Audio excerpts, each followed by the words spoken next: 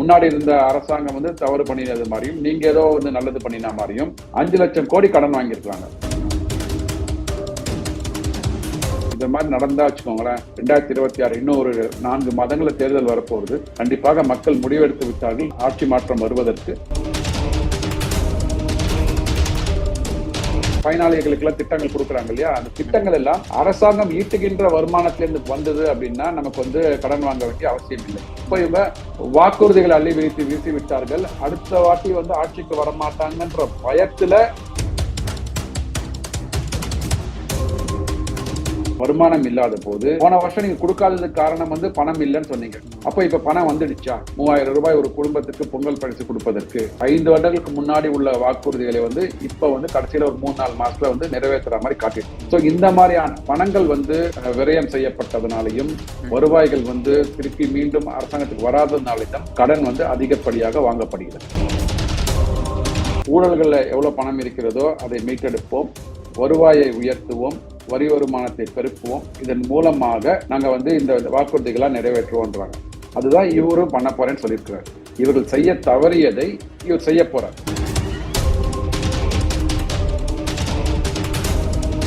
ஏற்கனவே 3000 கோடி ரூபாய் கடன்ல சென்னை கார்பரேஷன் இருக்கு. இவங்க 8% வட்டியில இன்னும் 200 கோடி ரூபாய் கடன் வாங்கியிருக்காங்க. அதை 4000 கோடி ரூபாய் வந்து அவங்க வசூலிக்கல. 4000 கோடி ரூபாய் வசூலிச்சிருந்தா இந்த 3200 கோடி ரூபாய் கடன் வாங்க வேண்டாம்ல, அதுக்கு வட்டி கட்ட வேண்டாம்ல. அந்த எதிர்ப்பு மனநிலையை என்டிஏ கூட்டணி எப்படி அறுவடை செய்ய போகிறார்கள், அதுதான் மிக முக்கியமான ஒரு கருத்தா இருக்கும் தேர்தல் பரப்புரையில. தமிழகத்துல கடன் தொகைன்றது பாத்தீங்கன்னா 1 லட்சம் கோடி தாண்டி போயிட்டு இருக்கு. தமிழக அரசு ஆட்சிக்கு 2021 வந்ததுல இருந்து இப்போ 4 ஆண்டுகள்ல மட்டும் கிட்டத்தட்ட 5.5 crore lakhs வந்து வாங்கியிருக்காங்களே, இது எப்படி பாக்குறீங்க சார்? நீங்க என்னதான் பண்ணிருக்காங்க தமிழகத்துல வளர்ச்சி நோக்கி சார்? அதை பத்தி நம்ம கவலைப்பட வேண்டாம்னு நினைக்கிறேன். இது நான் சொல்லல, திட்டக்குழு துணைத் தலைவர் திரு மதிப்புமிகு ஜெயச்சந்திரன் சொல்லியிருக்காரு. அவர் என்ன சொல்றாரு அப்படின்னா, ஒரு நிருபர் கேட்ட கேள்விக்கு வந்து இது மாதிரி உங்க அப்பா வாங்கினாங்களா, உங்க அம்மா வாங்கினாங்களா, நீங்க வாங்கினீங்களா, ஏன் வந்து இதை பத்தி நீங்க கவலைப்படுறீங்க, இது அரசாங்கம் வாங்குது, அரசாங்கத்தை தானே கவலைப்படணும், நீங்க ஏன் கவலைப்படுறீங்க அப்படின்றாரு. பட் இதே பதில் வந்து 2021 பிடிஆர் பயணிகள் தயாரிச்சு கொடுத்துதான் நல்லா இருந்தது. அப்போ வந்து ஒரு நேர்காணல்லாம் கேட்கும் போது, பேட்டி எல்லாம் கொடுக்கும் போது வந்து முந்தைய இருந்த அதிமுக அரசாங்கம் வந்து நம்மளை வந்து திவால் நிலைக்கு கொண்டு சென்று விட்டார்கள், கஜானா எல்லாம் காலி பண்ணி வச்சுட்டாங்க. நாங்க அப்ப மட்டும் வந்து அரசாங்கம் வாங்கிய கடன் வந்து மக்களோட கடன் ஆகவும், அதை வந்து மக்கள் தான் அடைக்க போறாங்கன்னு வந்து ஒரு குடும்பத்தின் மேல 2,63,000 ரூபாய் இருக்கு அப்படின்னு ஒரு குடும்பத்தின் மேல ஒரு கடன் சுமையை வந்து சுமத்தி வாங்காத கடனை நம்ம மேல சுமத்தினார்.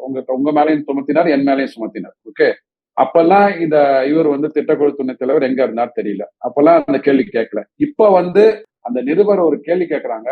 ஒரு நிருபர் என்பவர் யாருன்னா, இப்போ மக்களோட பிரதிநிதியாக மக்கள்கிட்ட இருக்கிற கேள்விகளை எடுத்து வைக்கிறாங்க. நீங்க அந்த கேள்விக்கு வந்து பதில் தெரியவில்லை, இல்ல வந்து அப்புறமா சொல்றேன், அதை சொல்லிட்டு கடந்து போலாம், தவறில்லை. இது பெரிய விஷயங்க, நம்ம வந்து பொருளாதாரத்துல ஆய்ந்து போய் பார்க்கணும், அதான் சொல்லிட்டு போனீங்கன்னா பரவாயில்ல. ஓகே, தெரியலன்னு சொல்றது வந்து யாருமே வந்து ஒரு இதா எடுத்துக்க மாட்டாங்க, நெகட்டிவா எடுத்துக்க மாட்டாங்க. ஆனா இத மாதிரி நீங்க வந்து ஒரு நிருபர்கிட்ட சொல்றீங்க அப்படின்னா எந்த மாதிரியான ஒரு வன்மம் வந்து உங்க மனசுல, நீங்க ஆட்சிக்கு வரும்போது மட்டும் முன்னாடி இருந்த அரசாங்கம் வந்து தவறு பண்ணினது மாதிரியும் நீங்க ஏதோ வந்து நல்லது பண்ணின மாதிரியும் 5 லட்சம் கோடி கடன் வாங்கியிருக்காங்க. அதாவது 4.5 லட்சம் கோடி இருந்தது, இன்னைக்கு 9.5 லட்சத்துக்கு தாண்டி போயிட்டு இருக்கு. வருஷத்துக்கு 1 லட்சம் கோடி கடன் வாங்கி அதான் கேட்கறாங்க அவங்க. சார், கடன் மிகவும் நல்லது, கரை மிகவும் நல்லதுன்ற மாதிரி கடன் மிகவும் நல்லது, மாற்று கருத்து இல்லை. அந்த என்ன, எதற்காக அந்த கடனை வாங்குறோம்? நம்ம வந்து கட்டமைப்புகளை உருவாக்குவதற்காக வாங்குறோமா, இல்லைன்னா வந்து புதிய தொழிற்சாலைகளை அமைப்பதற்காக பப்ளிக் செக்டர் அண்டர்டேக்கிங்ஸ் வாங்குறோமா, இல்ல பொதுத்துறை நிறுவனங்களுக்கு தேவையான அசெட் சொத்துக்களை வாங்குறோமா, அதன் மூலமாக மக்களுக்கு பயன்படும்? இந்த மாதிரியான ஒரு இதுக்காக வந்து இன்ஃப்ராஸ்ட்ரக்சருக்காக பணம் வாங்கினீங்க, கடன் வாங்கினீங்கன்னா பரவாயில்ல. அதை வந்து நீங்க என்ன சொல்றீங்கன்னா, இது மாதிரி வந்து வரும், அதாவது நீங்க மானியங்கள் கொடுப்பதற்காகவும், இல்ல வந்து அரசாங்கத்துல வந்து இழப்புகள் ஏற்படுகிறது, அரசாங்க நிறுவனங்களை இழப்புகள் ஏற்படுகிறது, அந்த இழப்புகளை வந்து நீங்க தடுப்பதற்கு பதிலாக அது இன்னும் லீக்கேஜ் ஆகி விரயமாகி கொண்டிருக்கிறது. அதுக்கெல்லாம் வந்து அடைக்கிறதுக்காக கடன் வாங்குறீங்க. அதுதான் மிகப்பெரிய பிரச்சனை. பப்ளிக் செக்டர் அண்டர்டேக்கிங், தமிழ்நாடை சார்ந்த பொதுத்துறை நிறுவனங்கள், எவ்வளவு நிறுவனங்கள் நஷ்டத்துல இயங்கிட்டு இருக்குது? 95% நிறுவனங்கள் நஷ்டத்துல இயங்கி கொண்டிருக்கின்றன. கேன்கட் கோ லாஸ்ட்ல இருக்குது, டிரான்ஸ்போர்ட் அண்டர்டேக்கிங் லாஸ்ட்ல இருக்கு, போக்குவரத்து துறை நிறுவனங்கள் அது வந்து ஒரு நாளைக்கு 20 கோடி ரூபாய் நஷ்டத்துல இயங்கிக் கொண்டிருக்கின்றன. அங்க பராமரிக்கப்படாமல் எவ்வளவு பேருந்துகள் இருக்கின்றன. சில பேருந்துகள்லாம் டயர் கழண்டு முன்னாடி ஓடுதுன்றாங்க. கான்கட்கோல வந்து ஒரு யூனிட் மின்சாரம் நம்ம வந்து மக்களுக்கு விற்கிறோம் இல்ல வந்து நிறுவனங்களுக்கு விற்கிறோம் அப்படின்னா அதுல வந்து ஒரு 3 ரூபாய் நஷ்டமாகுது. அதாவது நீங்க மின்சாரத்தை வந்து கொள்முதல் பண்ணுவதற்கும் அதை டிஸ்ட்ரிபியூட் பண்றதுக்கு உண்டான செலவு வந்து கிட்டத்தட்ட 9.25 ரூபாய் கிட்ட ஆகுது. நம்ம வசூலிக்கிற பணம் வந்து 6.25 ரூபாய் கிட்ட இருக்கு. 6.25 இருந்து 6.5 ரூபாய். 3 ரூபாய் ஒரு யூனிட் மின்சாரம் வந்து நம்ம வந்து தயாரித்து விற்பதற்காக அவ்வளவு ஆகுது. சோ இதெல்லாம் நான் சொல்ற டேட்டா வந்து 2021 டேட்டா. அது இப்ப எவ்வளவு குறைந்திருக்குது. நீங்க வந்து ஜூலை மாதம் பிறந்தா வந்து மின்சார கட்டணத்தை உயர்த்திடுறீங்க. அதுக்கு கேட்டா என்ன பதில் சொல்றாங்க, உதயமின் திட்டத்துல வந்து முன்னாடி உள்ள அரசாங்கம் வந்து கையெழுத்து போட்டதுனால. உதயமின் திட்டத்துல போட்டதுனால உங்களுக்கு வந்து வருஷம் ஜூலை மாசம் இன்ஃபிளேஷனை வந்து கார்லேட் பண்ணி உங்களுக்கு இபி பில் ஏறுது அப்படின்னா அந்த வருமானம் ஒட்டுமொத்த வருமானம் தமிழக அரசாங்கத்துக்கு தானே வருது. இபி பில்ல ஜிஎஸ்டி கிடையாது, இபி பில்ல இன்கம் டாக்ஸ் கிடையாது, இபி பில்ல சென்ட்ரல் எக்ஸைஸ் கிடையாது. இதெல்லாம் தானே மத்திய அரசாங்கம் விதிக்கின்ற வரிகள். அதுதானே மேல போயிட்டு இங்க வரலன்னு சொல்றீங்க. இது எலக்ட்ரிசிட்டி டாக்ஸ்ன்றது நேரடியாக தமிழக அரசாங்கத்தின் கஜானாக்கு போற பணம். அப்ப அதிகமாக நீங்க வரிகளை விதித்தீர்கள் என்றால் உங்களுக்கு அதிக லாபம் வருகிறது, அதிக வருமானம் வருகிறது. அதை வைத்து கூட நஷ்டத்தை குறைக்கலாம்ல. சோ இந்த மாதிரியான எந்த பதிலும் இல்லை. கிட்டத்தட்ட சிஏஜி ரிப்போர்ட் என்ன சொல்லியிருக்காங்கன்னா, நம்ம ஒரு 100 ரூபாய் கடன் வாங்கினோம் அப்படின்னா 66 ரூபாய் 66% வந்து நம்மளோட அன்றாட செலவுகளுக்காக பணம் செலவாகிறது. அன்றாட செலவுகளுக்கு மீதி இருக்கிற 30 ரூபாய் தான் வந்து கட்டமைப்புக்காக செலவாகுதுன்றாங்க. கட்டமைப்புக்காக செலவு பண்றது இல்ல, அது பண்றோம். பண்ணினதுக்கு அப்புறம் அதுல இருந்து எவ்வளவு பெனிஃபிட் வருது அதற்குண்டான அறிக்கை இருக்கிறதா? அதெல்லாம் இல்லவே இல்லை. இந்த மாதிரியான புரிதலோட பொருளாதார நிபுணர்கள், அதாவது அரசாங்கத்துல இருக்கிற பொருளாதார நிபுணர்கள் இந்த மாதிரி எல்லாம் எடுத்து வைத்து பேசினாங்க அப்படின்னா இந்த அரசாங்கம் வந்து ஏதாவது நலத்திட்டங்களை மக்களுக்கு கொண்டு போனாங்க அப்படின்னா அது வந்து நமக்கு நல்லதுன்னு எடுத்துக்க முடியும். அப்படி இல்லாம இந்த மாதிரி நடந்தா வச்சுக்கோங்களேன், 2026 இன்னும் ஒரு 4 மாதங்கள்ல தேர்தல் வரப்போகுது. கண்டிப்பாக மக்கள் முடிவெடுத்து விட்டார்கள் ஆட்சி மாற்றம் வருவதற்கு. அதற்கு தான் இவர்கள் வந்து அஸ்திவாரம் போட்டு கொண்டு வருகிறார்கள். இந்த 5.5 lakhs crore வந்துட்டு பாத்தீங்கன்னா என்ன பர்பஸ்க்காக வாங்கினாங்க சார்? ஏன்னா இன்வெஸ்ட்மெண்ட்டும் பாத்தீங்கன்னா நமக்கு தமிழகத்துல வந்த இன்வெஸ்ட்மெண்ட் எல்லாமே வந்துட்டு அண்டை மாநிலத்தை நோக்கி தான் போயிட்டு இருந்துச்சு. பெருசா வந்துட்டு வேலை வாய்ப்பும் ஏற்படுத்தி தரல. இந்த கடன் வாங்கி என்னதான் செலவு பண்ணிருக்காங்கன்னு நினைக்கிறீங்க சார் நீங்க வல்லுநர்களா? இப்போ அனைத்து இதுல பாத்தீங்கன்னா துறைகளிலும் வருமானம் விரயமாய் கொண்டிருக்குதுன்னு சொல்றோம் இல்லையா? இது வந்து நம்ம சொல்லல, நீங்க சொல்ல நம்ம வந்து ஒரு காழ்ப்புணர்ச்சியின் காரணமாக சொல்றாங்கன்னு கூட சொல்ல எதிர்கட்சிகள்லாம். ஆனா வந்து திமுக கட்சியிலேயே இருக்கிற திராவிட முன்னேற்ற கழகத்துல இருக்கிற முன்னாள் நிதியமைச்சர் பிடிஆர் பழனிவேல் தியாகராஜன் அவர் சொல்றாரு, ரெவென்யூ டிபார்ட்மெண்ட் வருவாய்த்துறையாக இருக்கட்டும் இல்ல பத்திரப்பதிவுத்துறை இந்த அப்புறம் டாஸ்மார்க் இந்த மாதிரியான துறைகள்ல வந்து வருமானம் விரயம் வந்து கிட்டத்தட்ட ஒரு 2-3% நம்மளோட உள்நாட்டு உற்பத்தி அளவுக்கு வந்து லீக் ஆகுது, விரயமாகுதுன்றாங்க. உள்நாட்டு உற்பத்தியோட 2-3% அப்படின்னு பாத்தீங்கன்னா கிட்டத்தட்ட ஒரு 1 லட்சம் கோடி ரூபாய். இப்போ 1 லட்சம் கோடி ரூபாய் நீங்க வந்து கரெக்டா வந்து அரெஸ்ட் பண்ணி அந்த வருமானத்தை வந்து திருப்பி தமிழக அரசாங்கத்தோட கஜானாக்கு கருவூலத்துக்கு கொண்டு வந்திருந்தீங்கன்னா இந்த பணம் நம்ம செலவு பண்றோம் பாத்தீங்களா, வருஷம் கிட்டத்தட்ட 65,000 70,000 80,000 90,000 அப்படி வருஷம் ஒரு 10,000 கோடி வட்டி மட்டுமே ஏறிக்கொண்டிருக்குது. இந்த வட்டி வீணாக செலுத்தப்படுகிறது, அது அடைக்கப்பட்டிருக்கும். அதை தாண்டி பாத்தீங்கன்னா நமக்கு வந்து இந்த பயனாளிகளுக்கு எல்லாம் திட்டங்கள் கொடுக்குறாங்க இல்லையா, அந்த திட்டங்கள் எல்லாம் அரசாங்கம் ஈட்டுகின்ற வருமானத்திலிருந்து வந்தது அப்படின்னா நமக்கு வந்து கடன் வாங்க வேண்டிய அவசியம் இல்லை. இப்ப இவங்க வாக்குறுதிகளை அள்ளி வீசி விட்டார்கள். அடுத்த வாட்டி வந்து ஆட்சிக்கு வரமாட்டாங்கன்ற பயத்துல இப்ப வந்து திருப்பி மகளிர் உரிமை தொகைக்கு ஒரு 17 லட்சம் குடும்பங்களுக்கு வந்து திருப்பி 1000 ரூபாய் உரிமை தொகை கொடுத்திருக்காங்க. பொங்கல் பரிசு 1000 2000 மட்டும் கொடுத்தாங்க. இப்ப எதுக்கு 3000 ரூபாய் கொடுக்கணும் தேவை? அதாவது நீங்க வந்து தமிழ்நாட்டு வருமானத்தில் உயர்ந்து கொண்டு வருகிறதுன்றீங்க, சரிங்களா? பணம் கையில இல்லைன்றீங்க. பணம் கையில் இல்லாத போது, வருமானம் இல்லாத போது, போன வருஷம் நீங்க கொடுக்காததுக்கு காரணம் வந்து பணம் இல்லைன்னு சொன்னீங்க. அப்ப இப்ப பணம் வந்துடுச்சா 3000 ரூபாய் ஒரு குடும்பத்துக்கு பொங்கல் பரிசு கொடுப்பதற்கு? நான் வந்து கொடுத்ததை தவறு என்று சொல்லவில்லை. போன வாட்டி கொடுக்காத காரணம் இப்ப அந்த காரணம் மாறிவிட்டதா? சோ இத மாதிரி பாத்தீங்கன்னா இவர்களோட அரசாங்கத்தை வந்து ஒரு கட்டுக்கோப்பில் இருக்கிறதுக்காகவும் அதை வந்து வேற வழி இல்லாம வந்து மக்கள்கிட்ட இவ்வளவு ஆன்டி இன்கம்பன்சி இருக்கு, வாக்குகள் சேகரிக்கிறதுக்கு போகும்போது யாரும் வந்து அவங்கள வந்து ஊருக்குள்ள வராம ஒரு 144 போட்டுடுவாங்கன்ற பயத்தினாலையும் பாத்தீங்கன்னா 5 வருடங்களுக்கு முன்னாடி உள்ள வாக்குறுதிகளை வந்து இப்ப வந்து கடைசியில ஒரு 3-4 மாசத்துல வந்து நிறைவேற்றுற மாதிரி காட்டிட்டு இருக்காங்க. சோ இந்த மாதிரியான பணங்கள் வந்து விரயம் செய்யப்பட்டதுனாலையும் வருவாய்கள் வந்து திருப்பி மீண்டும் அரசாங்கத்துக்கு வராததுனாலும் கடன் வந்து அதிகப்படியாக வாங்கப்படுகிறது. இப்போ ஏற்கனவே கடன் சுமையில தமிழகம் இருக்கும்போது இப்ப அதிமுக அவங்க என்ன சொல்றாங்கன்னா, எடப்பாடி பழனிசாமி அவர்கள் அறிவிப்பு கொடுத்திருக்காரு சார். அதாவது பெண்களுக்கு மாதம் தொகை வந்து 1000 ரூபாயில இருந்து 2000 ரூபாய் எடுக்கப்படும் இருக்காங்க. அரசு பேருந்துகள்ல ஆண்களுக்கும் இலவசம்னு சொல்லி அறிவிச்சிருக்காங்க. அப்ப மேலும் மேலும் கடன் சுமை தானே அதிகரிக்கும். இது எப்படி சமாளிக்க போகுது சார்? இப்ப வாக்குக்காக இப்படி வந்துட்டு அறிவிப்பு கொடுக்குறான்னு பார்க்கலாமா? எப்படி சார் பாக்குறது? அதாவது அரசியல்ல கட்சிகள் வந்து தேர்தலை சந்திக்கும் போது அவியல் செய்ய மாட்டார்கள், அரசியல் தான் செய்வார்கள். ரைட்டுங்களா? இது வந்து முதலமைச்சர் மு.க. ஸ்டாலின் சொன்ன வாக்கியம். நான் தனியா இன்னும் ப்ரிப்பேர் பண்ணி சொல்லல. அவர் வந்து அரசியல் கட்சிகள்லாம் அரசியல் தாங்க செய்வாங்க, அவியல் செய்ய மாட்டாங்கன்னாரு. இப்போ இந்த வாக்குறுதிகள் எல்லாம் கொடுத்தாங்கல்ல, 505 வாக்குறுதிகள் கொடுத்தாங்க இல்லையா? அது வாக்குறுதிகள் முடிஞ்சதுக்கு அப்புறம் கடைசியா ஒரு பத்தி எழுதுறாங்க. பேராகிராஃப்ல வந்து மக்கள் அனைவரும் நீங்க வந்து ஐயப்படுவீர்கள், அச்சப்படுவீர்கள், இந்த வாக்குறுதிகளை எப்படி நிறைவேற்ற முடியும் அப்படின்னு யோசிப்பீங்க நீங்க.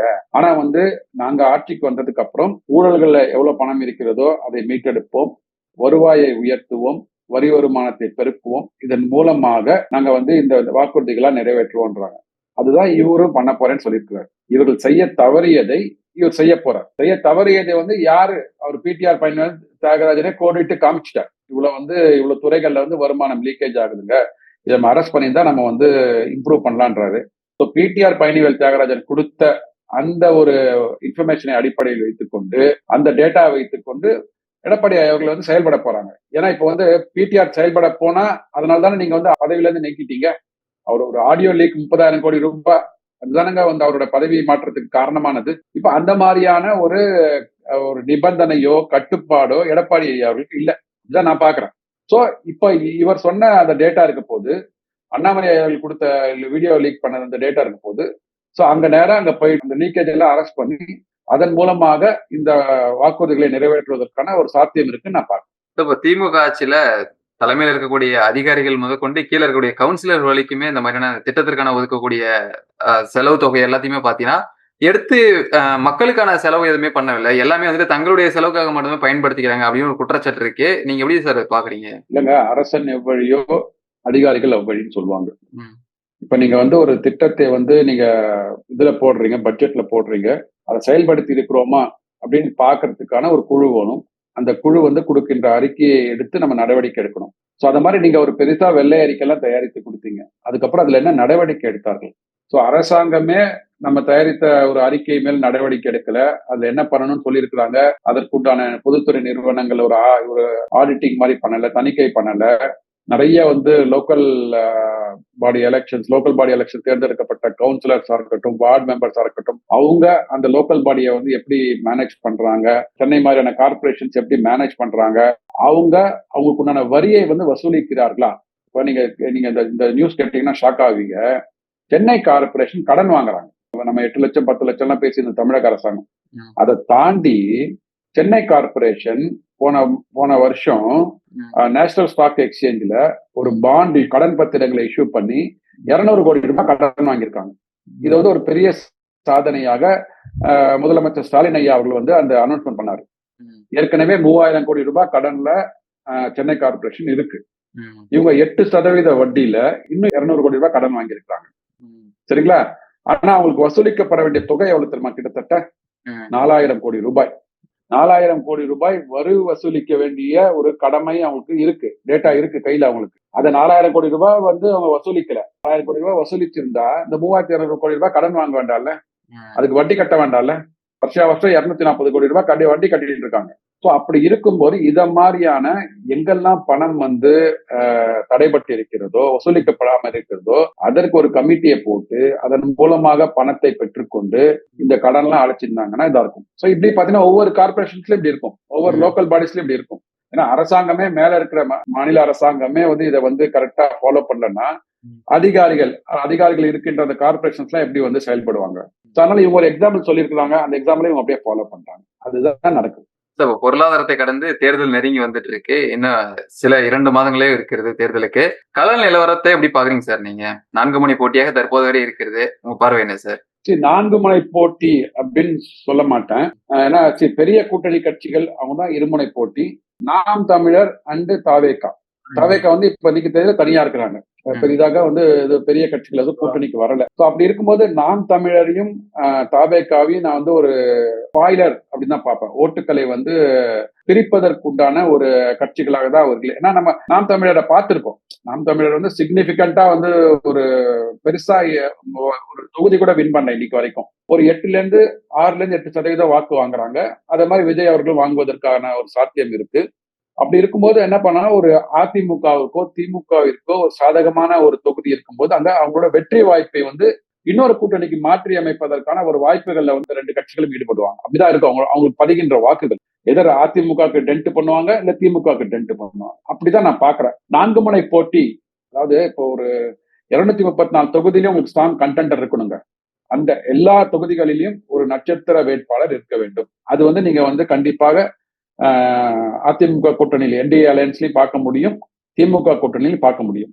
இந்த நாம் தமிழர் அண்ட் தாவேக்கால மேக்சிமம் நாம் தமிழர்ல ஒரு 5 பேருக்கு மேல நம்ம விரல் விட்டு எண்ண முடியாது நட்சத்திர வேட்பாளர். தாவேக்காலே அது மாதிரிதான். எனக்கு தெரிஞ்சு செங்கோட்டையன், தலைவர் விஜய் அவர்கள், அப்புறம் ஆதவர்ஜினா, புஷியானதுலாம் தெரியல. பாண்டிச்சேரியில ஏதோ ஒரு தொகுதியில நின்று வின் பண்ணிருக்கிறாரு, அவ்வளவுதானே தவிர அவர் வந்து ரசிகர் மன்ற தலைவரா இருந்தவர் இப்ப வந்து கட்சியில இருக்கிறாரு வச்சுக்கோங்க, பொதுச் செயலாளராக.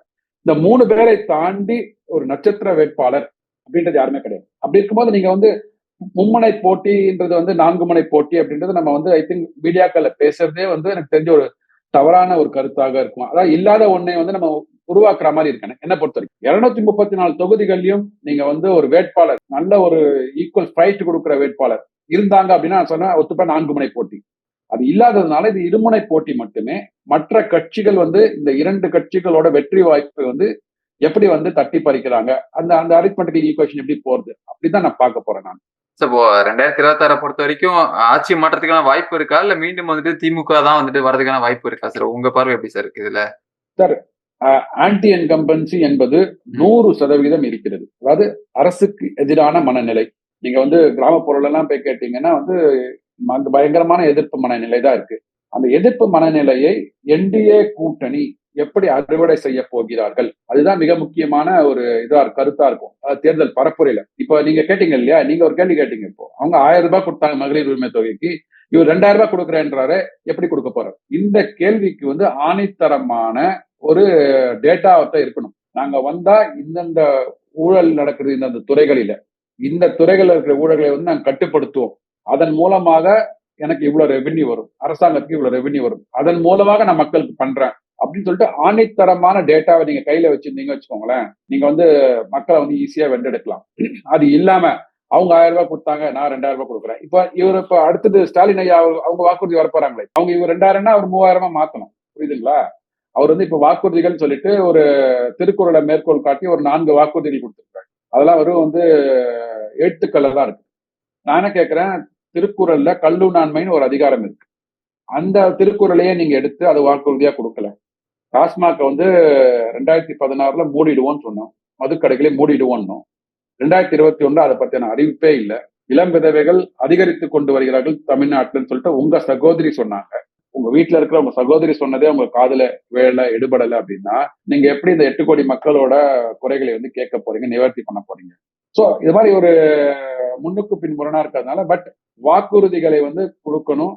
அது வந்து நிறைவேற்றப்படக்கூடிய சாத்தியமான இருக்கிற வாக்குறுதிகளை கொடுக்கணும். அவர்கள் என்னென்ன வாக்குறுதிகளை கொடுத்தார்கள், தவறாக வந்து அதாவது பொய் பிரச்சாரம் மாதிரி வந்து ஆட்சியை கைப்பற்றுவதற்காக மட்டுமே கொடுத்தார்கள் என்று நிரூபித்து விட்டு என்டிஏ கூட்டணி கொடுக்கின்ற வாக்குறுதிகள் வந்து கண்டிப்பாக மத்திய அரசாங்கத்தின் உத்தரவாதத்தோட ஒத்துழைப்போட நிறைவேற்றுவோம் அப்படின்னு சொல்லிட்டு நீங்க வந்து அனைத்து என்டிஏ அலையன்ஸ்ல இருக்கிற பார்ட்னர்ஸும் வந்து மக்கள்கிட்ட சொன்னீங்கன்னா கண்டிப்பாக மக்கள் உங்களை வரவேற்பாங்க. மீண்டும் இணைந்து பேசுவோம். பல்வேறு தகவலை கொடுத்தமைக்கு நன்றி சார். நன்றி.